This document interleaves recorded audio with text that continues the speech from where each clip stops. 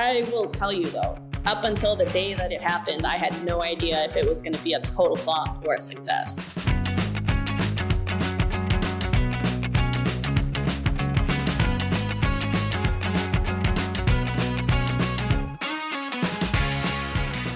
Hello, welcome to Hired the Podcast. As usual, I'm Travis Miller and joined today by a woman who needs probably no introduction.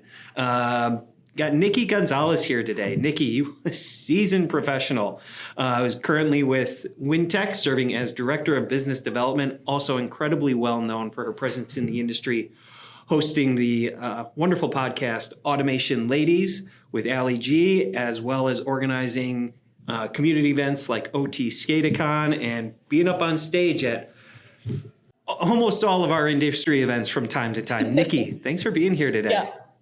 Thank you for having me. Of course. So I'm curious, you're a great person to ask about this because you recently joined Weintek earlier this year. What's it like out there? What's the job market like for people searching for their next thing? What was your experience finding your next position in the current environment? I will have to be honest and say I haven't looked for a job since probably my first job at Keyence. Well, I mean, I looked for that one through the campus recruiting system. And then I lucked out in the sense that I didn't really know much about this industry at all, or the fact that it even existed. I just looked for engineering type jobs that didn't require an engineering degree because I got a business degree. But I really like problem solving. My dad is an engineer. I always wanted to do something technical, but I just didn't want to be that, like, what I thought was a stereotypical engineer sitting in a corner by themselves at a desk, like working on their computer and not talking to people. I had forced myself to learn to be outgoing when I was younger, when I moved here, and I had a hard time fitting in and making friends. And I decided that I was going to force myself to do hard things. So I took theater class and these things like that. And I joined LinkedIn. LinkedIn was early when I was in college. It had just started, and I was told by my business school professors to use it as a resume. And apparently, working at Keyence is a great place to start your resume because everybody wants to hire the well-trained people from Keyence. So I would say most of my career has been more so inbound, like recruiters contacting me. And then as I got a little bit more seasoned, I went from Keyence to working for Festo. And at Festo, I started going to trade shows. So Semicon, I was an account manager or a sales engineer in the Bay Area. And I started going to some trade shows. And then sort of every job I took after that, I was typically out doing something visible. And I realized that people kind of saw me in action. And I would usually get like maybe connection requests. I remember I started getting some job offers from people in adjacent booths to mine at trade shows. Because we kind of mentioned before the podcast, I probably shouldn't have scheduled this today. I'm on site at a company called Azerol in Minnesota doing a visit with them. But I really am one of those people that just kind of pulls up my sleeves and makes things work. And that kind of goes I put in usually like about if cliche to say, but 110% into anything that I choose to take on. And I think that shows. So I was lucky to be in a position that made me visible to people and they got to see me in action. So I didn't necessarily have to send out a resume to say what I was capable of. And well, I take that back. Once in my career, I left a job and I kind of thought about switching from sales to customer success because I was tired of like the ups and downs of the sales goals and all that kind of stuff. And I thought I would just love to do like a good day's work and be able to be satisfied with that and not start over next month at zero every time. And I tried sending out my resume to jobs and people that didn't know me, and it was not successful for me. So I've kind of, since then, always ended up working for someone that knows me from a prior job or somebody that I've tried to sell to or that was my customer. And the same goes for Weintek. I actually had not left my last job when they approached me at a trade show and told me that they had an open position coming up and they would love for me to consider it. And I actually did say no to that position because it wasn't a good fit for me, but we figured out that we would love to work together. So they ended up kind of making a position that made sense for me.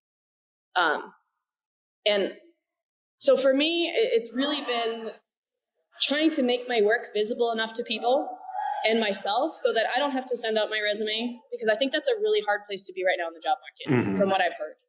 Unfortunately, I know quite a few people that have been laid off recently, and it seems to be a losing proposition to be sending out your resume to people that don't know you, that have no idea who you are, and you're just being run through an AI algorithm.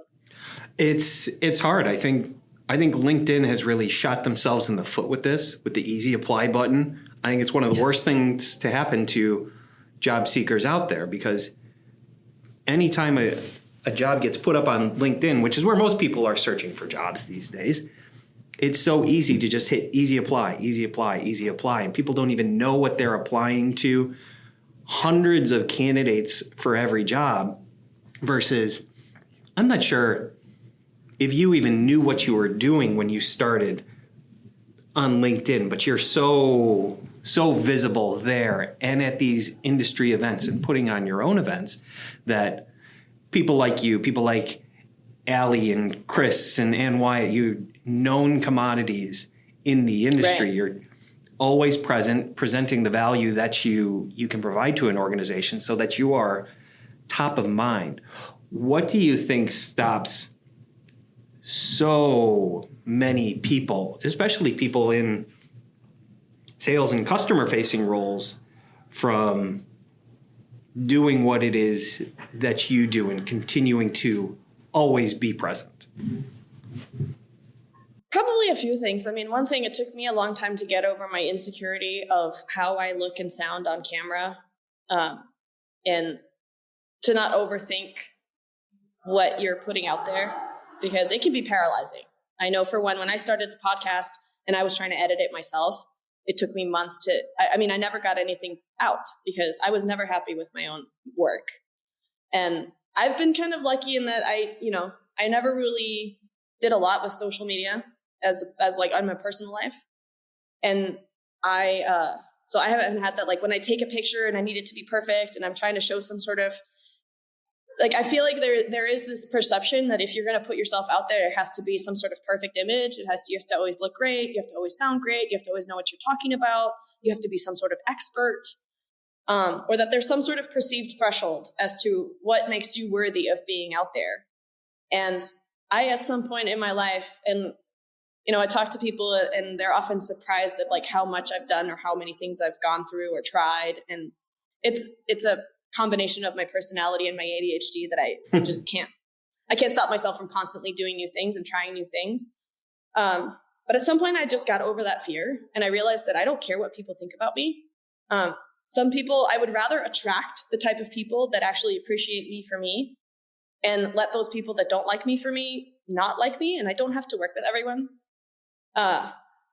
And so I remember I was asked to be on a podcast when I took a break from the tech industry and I started a real estate business with my husband. Mm-hmm.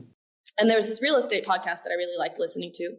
And I went to a meetup and I met the host and I told her something about my project. And she's like, "Oh, that would make a great podcast. Do you want to come on?"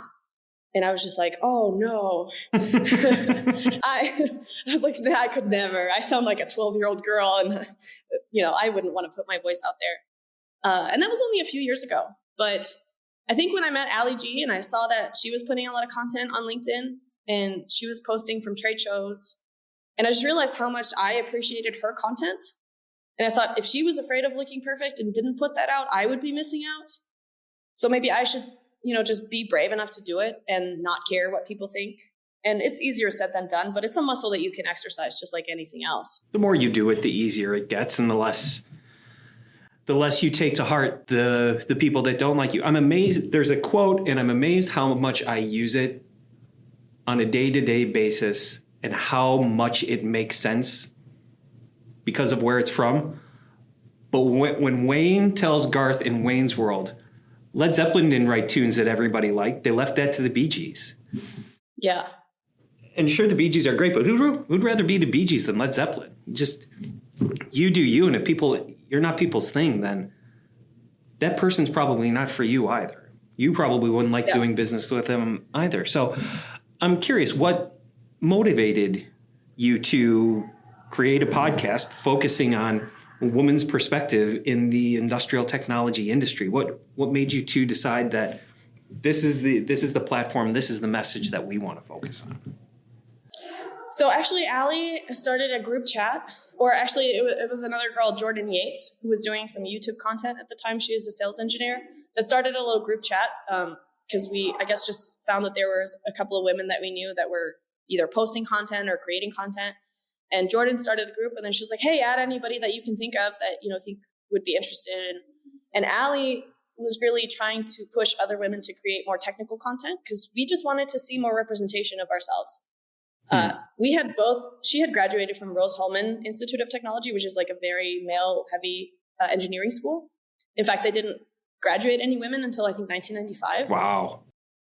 Because they were men-only school. But we both, I took AP Physics in high school, and I was the only girl in the class.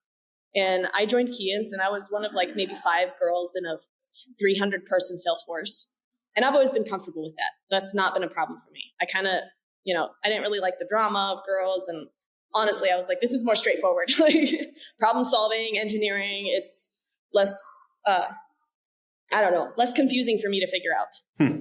And I've also learned now as an adult, I have ADHD, and there are a lot more neurodiverse people in the engineering fields. I think it kind of attracts that kind of maybe atypical type of thinking to do all this problem solving. So I gravitated towards that, and I liked it. And I didn't like being shoved in rooms full of women just because we have our gender in common. In fact, I found that I generally enjoyed myself more around a group of guys than a group of women. So I kind of, didn't mind that isolation, being one of the only girls. So we didn't start it as any kind of women's advocacy group, but we just didn't feel, I went to an IEEE Women in Engineering conference once, and I felt really uncomfortable and I didn't like it. And we also find that in these male dominated heavy industries, oftentimes women are more competitive with each other than supportive. And I had found that particularly with older women. I didn't really find a lot of mentorship or anything. And so when we put together this, we came into this LinkedIn chat, I was pleasantly surprised at how I liked actually interacting with these women that were also into controls and robotics and automation. And Courtney Fernandez, who is now also a co-host, she started a little Saturday Zoom meeting for women that were interested in robotics. She had a UR in her garage, and she was like, hey, anybody else that wants to jump on, even if you got kids or whatever you got going on, let's just jump on a call. And Allie and I were both part of that, but we never met on a Zoom call on a Saturday. We were always at different times. And we just interacted on LinkedIn. I think we might have had one phone call. I sent her some stuff for free because she was building a little demo turbo encabulator thing that she had behind her in a lot of her posts. And she was trying to push more women to make technical content because we were both yeah, we love seeing other women post technical stuff. And I guess we found that we did like being in a group of women that actually had technical things in common that we wanted to talk about, not just the fact that, we're women in the industry. And then my idea for the podcast, actually, I was listening to a podcast called Office Ladies, which is Pam and Angela from The Office. Yeah. And they're actually best friends in real life. And they have a podcast where they get together and get to be friends and then also talk about a common topic that they're nostalgic about in this case, which is filming their time on The Office. And when I listened to it, I don't know, this idea came up. I was like, oh, it would be super cool if I just had a friend or two that we could talk about automation and nerd out about that. And then maybe some other women in pockets around the country or maybe even elsewhere, right, that don't have a lot of women in their workplace that they can relate to or want to be friends with. Maybe some of them will hear this kind of conversation and, that will be fun for them to listen to. And so that's where the name came from, the inspiration, just as well as the concept. And it wasn't so much about talking about women as much as it was a couple of women talking about automation. Have you noticed a shift in the industry at all over the last couple years or couple months on the diversity of the industry? Because we're running out of people to do these jobs as the boomers are aging out. Have you noticed a shift in the people that are entering the workforce? I mean, I obviously don't do research. I don't have a macro view of this that is any kind of, number that I would trust, but okay. Yes, I've seen an increase for sure since when I started. But then there's also still rooms full of guys. Like, I was at a conference 3 weeks ago, an Industry 4.0 conference. It was like 600 and something people, and very noticeably few minorities or women in the room, as well as on the stage. There was one female MC, which I really appreciated. I liked seeing her up there and be part of it. And she's also, of course, incredibly qualified. And I don't support, shoving women up on stage just for the sake of it, or any minority group for that matter. But making an effort to try to find qualified people that could represent different types of people, I think, is important. And there are a lot of people in the industry that don't think it matters and don't think it's important, and they don't think that it's worth making an effort. And so I still walk into a lot of conferences and rooms where it's very clear that, like, there is not a lot of demographic change. But in other associations, like, let's say A3, I've seen, an increase of women at those conferences from year to year since I've joined. AHTD, the Association of High Tech Distribution, there are more women there every year that I go. So I was actually just having a conversation with my host for this trip, Matt Hunt, the general manager of Azrael, and he is in the typical demographic in our industry, right? Kind of, he's in management. He's a white man with a beard. Yeah. And he was like, yeah, I think it's gotten a lot better.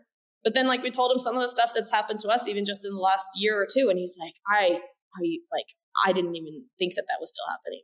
So I think there's like two stories, right? It is getting better, but it's not like some sort of, oh, we've solved it and it's not a problem anymore. No, it definitely hasn't. And I've heard people, I interviewed someone on my podcast, and I mentioned her earlier, Jordan Yates. And she told the story on our podcast, so it's public knowledge, but she was interviewed for a sales engineer role coming out of college. And one of the interviewers straight up told her, we don't think women make as good sales engineers as men. Why do you think you belong here? And they hired a classmate of hers before they gave her a job offer. And she helped him prep for that interview and used to help him with his homework at school. Huh. Oh. Yeah. And she took the job to kind of prove them wrong that, she in fact could do it. But then, of course, it turned out to be a pretty toxic environment. I'm sure. A great place to be. I'm sure. It's amazing. And so much of it, I think, comes from the company philosophy. I was talking to an organization, this is a couple years ago, about potentially helping them hire somebody. And I was talking to the female human resources manager at this company who told me, I don't want to hire any gals that are going to get knocked up in the next couple of years. Yeah. Verbatim. And it's not just men, right? It's general. I know somebody that's an INC tech in the oil and gas industry. And there are like straight up discriminatory practices by HR leaders in that industry that just say, no, we're not hiring women. And they think they don't belong in the field, or that their guys are going to be uncomfortable, or, for whatever number of reasons, right? Misguided reasons. But I think it's a company culture thing at this point. Mm-hmm. And so one of the missions, honestly, Automation Ladies was kind of started, like a lot of my ideas. I have a lot of them, and sometimes I just act on them. I don't tend to overplan things because then I get nothing done. So oftentimes, like Allie and I are good at this. We kind of kickstart something, and then it takes the other person to kind of kick the ball again next time, and we help each other get things done. But I didn't have like some huge overarching mission of advancing women in the industry with this podcast. Sure. It was kind of what I mentioned before. Like, I would like a friend to talk about this. I think maybe other people would like it. Let's give it a shot. Yeah. And you two really, you really feed off each other. I want to talk, hear more about OT SCADA CON and what was the impetus for you two a couple of years ago saying, this is something we need to do. Because I actually was playing around with the idea of starting a meeting, for lack of a better word, a national meeting, bringing people together. And I just barely dipped my toe in the water until I'm like, holy shit, this is going to be really hard and really expensive. So what made you two want to do that? So that was all Allie's idea. She had mentioned to me that she wanted to do some sort of in-person thing, training. Training is more so what she was thinking about, putting out a training class and this was actually, so you say a couple of years ago, you would think that we started planning this a couple of years ago. It was literally 1 year ago from now that we even came up with this idea, or it was in February of 2024. We went to a training in Dallas, an IC industrial controls networking training by a small company called TraceRoute. So a friend of ours, Josh Varghese, is a subject matter expert in industrial networking, and he gives training usually at facilities to groups of engineers at like a plant to his customers. But he had a lot of like people asking like, hey, we only have like a couple people, we can't afford for you to come, but can you hold a class where we could come on site? And a lot of these people ended up being like smaller integrators that wanted to get more proficient in networking. And so quite a few of them are on LinkedIn. And as they signed up for this, he started calling it TraceRoute Con. It was a 2-day training class. And Allie and I attended this class. And it was one of just the coolest training events we've ever been to, because Josh is a really good teacher. He's a really good presenter. He has a sense of humor. He was able to take a subject that most people would find probably pretty dry and boring, and make it something fun over 2 days. And then one of the attendees, Caleb Travis, who is a young business owner in his 20s from Texas. He's also on LinkedIn. He organized a karaoke night after the official barbecue dinner, and we all had an amazing time. Allie and I opened like to a very cold, quiet room of 23 engineers standing up against the wall, and completely sober, we like did a Spice Girls duet, and it just loosened everybody up. They're like, we were so terrible that you can't be worse than us. Like, this is totally fine. Just do it. And that's kind of what we do with a lot of things, like the podcast. I had no idea how hard it would be to produce a podcast. So I naively was like, yeah, let's just do this. I'll figure it out. And Allie just said yes to me. I don't know why. We didn't even really know each other at the time. And so she was like, when we were at that event, she's like, this is the kind of conference that I want to do. But instead of it just being industrial networking, I want it to be multiple different topics within industrial automation. Because she was like, I know process automation really well, but like, I don't know as much about robotics. So we could have, and she thinks in lists a little bit. Like, she's the kind of engineer that like, she will create a list out of pretty much anything. And she came up with what to her were like the 23 kind of sequential topics within operational technology, starting with, field devices, inputs, outputs, PLCs, HMIs, and then just kind of moving up all the way up to like Industry 4.0. So the name of it she came up with was OT SCADA CON. OT being operational technology, but the idea is that it's kind of like everything we see as under the umbrella of SCADA. Okay. Right. So SCADA stands for Supervisory Control and Data Acquisition, and it usually sits on top of PLCs and other factory automation devices. So we kind of got the idea. We had also attended Inductive Community Conference the year before. The Ignition Community Conference run by Inductive Automation. Mm-hmm. And they had a very like community feel to this conference. And we just wanted to do something similar. So in February last year, after attending TraceRoute Con, Allie thought of this. She came up with her list on a notepad from TraceRoute Con. And then by March, she posted it on LinkedIn. She had gotten Caleb Travis and another integrator out of Texas to agree to come help her teach these classes. And she just posted it. She's like, we're doing a conference. It's in Houston. It's in July. And sign up. And I messaged her and I was like, because she had talked about it. And I was like, yeah, this is a great idea. Maybe a few years from now. And she just put it out there. And then I messaged her. I was like, hey, so how are you selling tickets to this thing? She was like, I don't know. People message me. Maybe I'll send them an invoice. And I was like, I think you should get a ticket website up. So I went ahead over the weekend and like put together an event on Eventbrite and, got ticket sales up and then we started promoting it. And because we already have a pretty big network, mm-hmm. we sold a couple tickets. And then we had to snafu where Eventbrite like shut down our site, and it was took me like 3 weeks to get that back up and running. And it was, just a total cluster. But then we started getting people, they're like, well, I don't see a speaker for the subject. Like, can I be a speaker at this? And it just kind of like, not to say that it happened on its own. It did not. It was an incredible amount of work, and we worked a lot of nights and weekends, and we ended up having to pay people to help us. And it took a lot.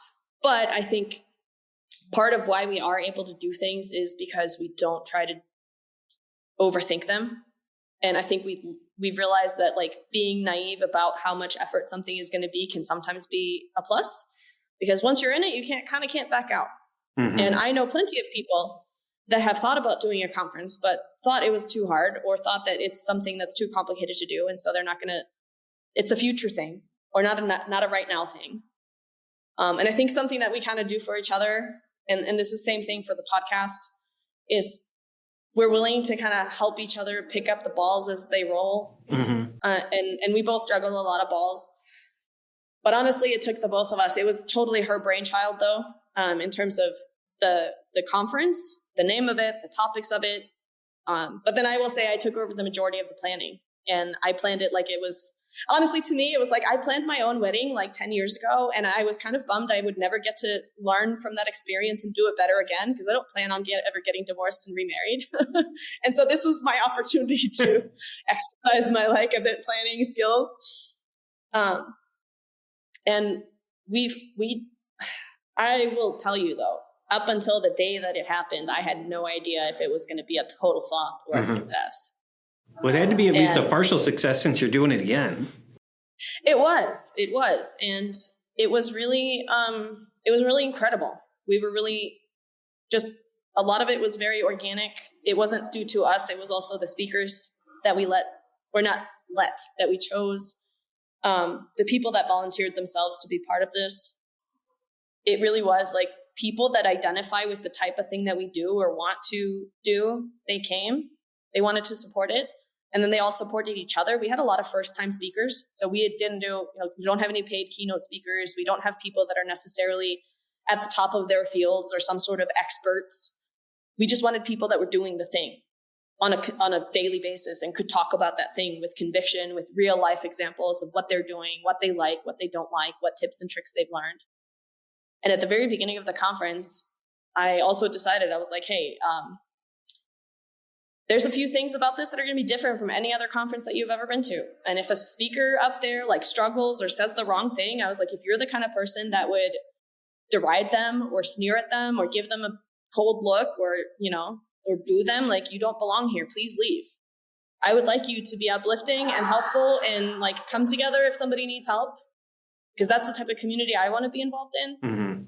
And people really took that to heart. And we did have some speakers that froze a little bit because it was their first time or they were nervous, and everybody in the crowd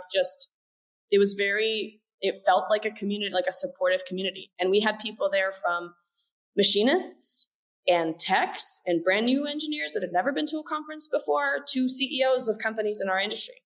And they all sat in that room together like equals. And it was incredible. So I will have to say part of it was the community that we have that made it successful. Was there anything that you learned that first year that you're changing up for year two or you would have done differently?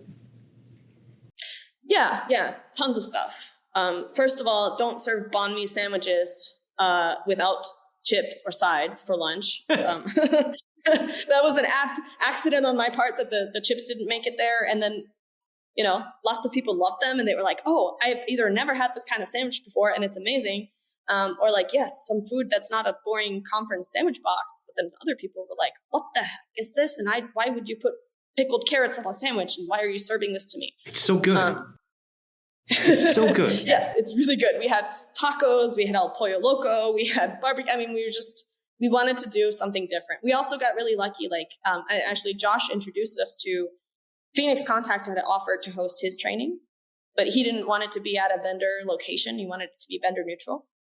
Our conference is also vendor neutral, but we actually are hosting it at vendor experience centers because we like being at a place that relates to what we do and has demos and tech equipment on the wall instead of just another hotel or a convention center. So last year we hosted it at the Phoenix Contact Experience Center in Houston. They were incredibly gracious hosts. They asked us for nothing in return. They just gave us a space and let us do the thing and supported and did giveaways.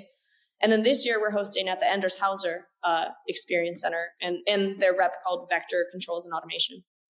But it's just, and we've had a few sponsors that are like, oh, I don't want to sponsor that because that's our competitor, which that's fine. We also constantly get requests from sponsors to be speakers, which we've taken a hard line against. All of our speakers are people that we feel are qualified for our criteria, which is they're out there practicing what they're preaching. they're not just from a vendor talking about how great their stuff is or, something like that. So, there's a lot of people that aren't a fit with our conference. But I think if anything, I learned also to just be confident in that hard line. Like, we're not everybody's conference. We're not Automate. We're not Pack Expo. We're not Prove It conference. We're OT SCADA CON, and we're going to do things the way our community feels comfortable with. Mm-hmm. We also did agree to a lot of, we wanted to give, so one of the ways that vendors can interact with us at OT SCADA CON is to give away their technology to our attendees. You can't come have a table and pitch people, but you can put your product there and pitch people that way. And so we did a technology raffle. We gave away over $50,000 worth of hardware and software to the attendees, including training and PLCs and SCADA systems and HMIs and sensors and all kinds of stuff. It was really cool. But we also were like, hey, anybody that wants to give stuff. And then we just ended up with a lot of administrative overhead for things. And so we've learned, we do have to say no to some things, even though in theory they sound amazing. And we have to watch how much extra work things that create for us, because we're a small team. Yeah. We don't have there's nobody doing this full time. There's nobody that's, even in this, that has any event planning experience or anything like that. But I think we're also going from 2 days, because we had 2 very packed days, and we ended up Friday at 5. And then Phoenix Contact was like, hey, yeah, we need to go home. Can you be out of here by 6? And so I literally had to open my arms and shove people out at the end. Because of course people want to mingle and talk to each other on the way out and stuff like that. And so we did learn, we're doing, we're starting one day earlier this year. So on Wednesday, and then we're going to end halfway through the day on Friday. So people can go hang out if they want to, or catch a flight home, right, on a Friday instead of having to stay. So there's some logistical stuff that we learned. I don't know that I can avoid a hurricane a couple weeks in advance where I end up losing power for 9 days, but we can try to mitigate some potential issues that may happen, or flooding during the event where our catering is late, stuff like that. That stuff's always going to happen. Not that exact stuff, hopefully, but. Yeah, but we did an attendee survey, and we really took that to heart. And there was one person that said, would you attend again? And they said, no. And so we reached out to that person. We were like, hey, I would love to hear more about the feedback as to why you wouldn't come again. And he gave us some more feedback. And we were like, okay, we would love for you to be on our kind of advisory board to try to, because the couple things that he had to say were completely things we didn't anticipate and we didn't realize might have been a problem. And so we asked him to please help us make sure that doesn't happen again. And he went from, I'm not coming again, to, well, if my boss doesn't approve the time, I'll take PTO and come. So we also just, realized that we are not necessarily the master orchestrators of this. We don't know everything. We didn't know that having a conference room with a glass door where some of the organizers were hanging out seemed like it was some sort of special club that other people weren't invited to, right? It wasn't intentional. It was just something that kind of happened. And so we learned that we need to, let more people take more input, right? We can't accommodate everyone for everything, but we really want to be the kind of conference where everybody feels like they belong and that they get some value out of it, that they feel included. And part of that is also just listening, not having the ego that I know how to run a conference the best, but I want it to be a place where people want to come back. That's a very difficult combination of skills to have that you just mentioned. The ability to understand that not everybody is for me and I'm not for everybody, and to be able to be okay with that, but also to be able to listen to somebody that disagrees with you if they're coming from a good place. To be able to do both of those things is incredibly difficult. Yeah. It's difficult to execute too. I can't please everyone, and I think it really is, like you said, it depends on if it's coming from a good place. Mm-hmm. So I kind of want to bring this full circle back to the beginning where you said you've never really had to look for a job. You're always being approached because you're so present. How much of what you're doing is conscious in that, and how much of it is just who you are? When you're starting a podcast, when you're putting on a conference for industry peers and leaders of other organizations that are seeing you, how much of it is just well, I just want to talk to a friend of mine about automation because it's cool. And I just want to put together a conference because there's not a conference like this. And I think I would benefit from it and other people would benefit from it. Or do you say, you know what? By me being so visible in these areas, I'm going to be more successful in my current role. And if and when there's a next role, it's going to be much easier for me to get because they're already going to be thinking of me for it. I think I'm lucky that it's a combination of both. It's my personality and my drive has always been to kind of go the extra mile. I really like to help. I've often said that if being in sales didn't pay better, I would have been happy to be the sales support person. I used to work for my dad when I was little, and I just always knew that like the company needs lots of things done. And if I could help in any area, I would. And I went to my first trade show with my dad's company, actually. It was the Great American Trucking Show in Dallas. And it was me and my dad's office manager that were mainly in the booth. And I just knew that like my dad's business needed business. So I tried to talk to everyone. And back then, I think it's still a culture with some companies, but some people show up to a conference and kind of sit in their booth and talk to each other. And I saw that at a lot of the booths around us. And we were like, what are they even doing? Are they not even trying? Like for us, this was a big expense. It was a big risk to be there. So we were going to try to get as much out of it as we could. And I remember the CEO of the parent company of my dad's company at the time ended up complimenting me at how well he was impressed that we were so hardworking at the trade show. And we worked so hard to get leads into the booth. We talked to everyone. And I learned a lot of this from my office manager, Chastity Mori, who started out as my dad's executive assistant. She just had an incredible drive, and she's really smart and really conscientious. And she was kind of my manager while I worked there. And then I realized too when I was at Festo, I did a lot of sort of like extracurricular things that weren't required, but they were, and the same thing at Keyence, honestly. I think also part of it being like the only girl or one of the few, I always felt like I did have to work harder to prove myself. And I think I probably heard that in some rhetoric, like, oh, women have to like put in that much more work to prove that they're worthy. And so I did take that to heart. I was like, I'm going to work harder than anybody else. I'm going to make sure that my gender does not mean that I'm less capable. And I want everyone to see that. So I used to always, like when I did machine vision sales at Keyence, I would go to coffee shops on the weekends to like learn all the new programming and study so that I could teach the rest of the sales force when new things came out. And I found that gave me more attention from management. I was more likely to be noticed doing those extra things. And I remember over the years too, I had to kind of bargain with my husband because he was always like, why are you doing this thing? Are you getting paid extra for that? Like, are you required to be there? Like, why are you going to this dinner or to this thing? And I'm like, I think that it's extra, yes, but this is what is going to get me ahead. And so I think I kind of had that drive, part of like, I guess maybe the expectation of being the only woman, I had to work harder. But I think it's also my personality. Mm-hmm. Like I've never been a slacker. I've always kind of tried to do my best. I feel like it's just bred in me in some way. Like my whole family has a really good work ethic. But I noticed that work. And so I just have reinforced that over my entire career. Do more, and make sure people see it. Because what's the point of doing more if nobody knows? I have a hunch that nobody on the planet has ever called you a slacker. Just gonna guess. No. And I did used to think though that my work ethic was very normal. And I did not have a high self-esteem when I was younger. I didn't think I was anything special. I didn't think that I was smart or attractive or any of those things. Like young girls sometimes struggle with this. And I've also read that like, especially girls with ADHD, which is often undiagnosed, they often tend to have anxiety and sometimes low self-esteem problems because we're different and we can't figure out why we don't fit in, especially maybe with other girls that are more normal. So for me, it wasn't until I got out in the workforce and people started complimenting me on things that I thought were normal.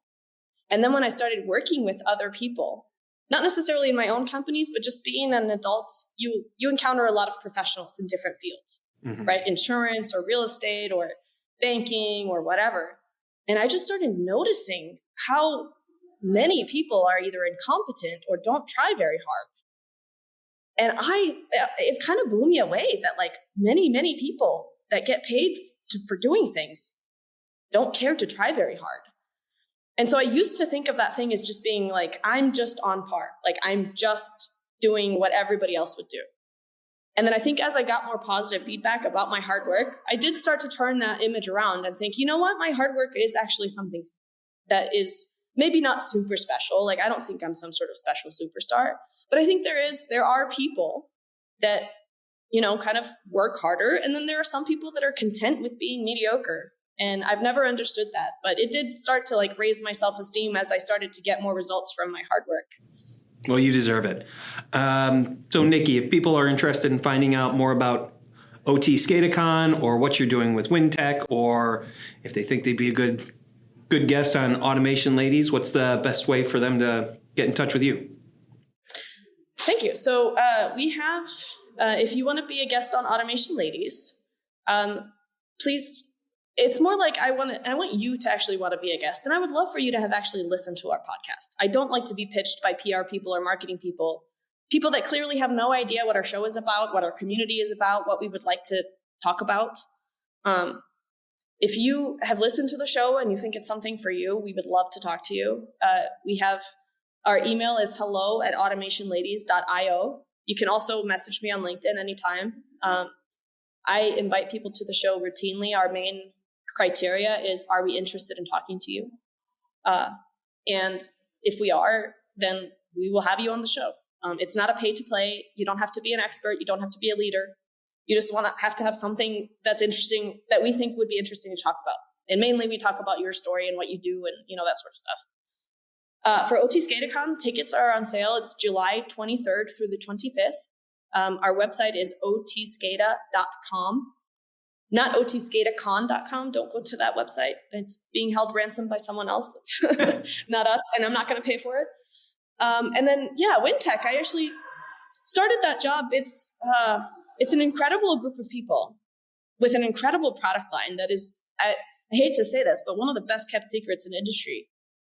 We are an HMI manufacturer. We've been making them for 30 years.